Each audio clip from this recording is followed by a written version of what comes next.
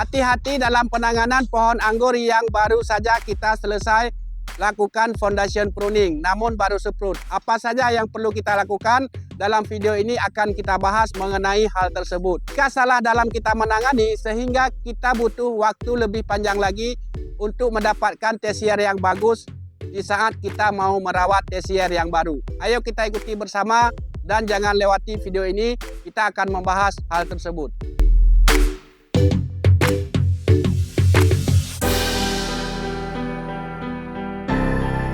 Assalamualaikum warahmatullahi wabarakatuh. Salam petani miliarder. Kembali lagi bersama JR Garden, masih di budidaya tanaman anggur impor.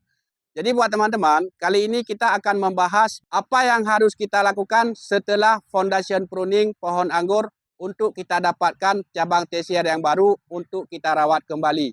Nah, buat teman-teman, yang harus kita lakukan yang pertama adalah kita membuang tunas yang kebanyakan seperti ini. Nah, ini nih. Kalau seperti ini mesti kita buang. Nah ini, karena kalau budidaya tanaman anggur tidak ada istilah sayang-sayang. Karena kalau kita tidak melakukan sesuatu hal yang benar, maka hasilnya juga tidak akan memuaskan. Nah, buat teman-teman, ini perlu kita seleksi dan kita buang. Sejak dari kapan yang harus kita lakukan ini? Sejak dari sekarang, dari usianya seperti ini.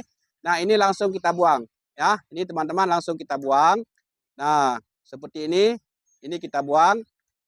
Jadi kita sisakan satu mata tunas saja yang seperti ini. Supaya nanti tesier yang akan kita rawat hanya satu dalam setiap cabang.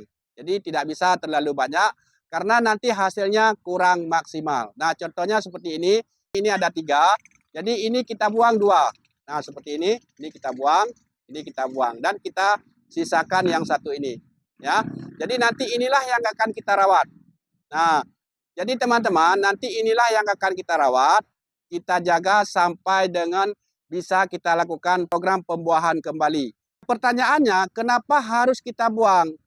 Biasanya setiap tanaman, kalau banyak percabangan seperti ini, otomatis pembuahannya juga banyak. Belum tentu untuk pohon anggur.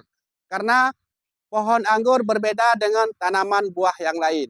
Kalau kita sisakan ini semua, nanti yang keluar bunga hanya bunga-bunga kecil. Karena fokusnya sudah 3 cabang seperti ini. Makanya kalau untuk mendapatkan hasil yang maksimal, kita hanya menyisakan 1 cabang tesier saja. Contohnya seperti ini nih.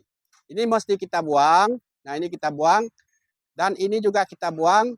Kita sisakan 1 mata tunas yang seperti ini. Itu alasan yang pertama. Alasan yang kedua, kalau kita sisakan banyak seperti ini, otomatis nutrisi sudah terbagi.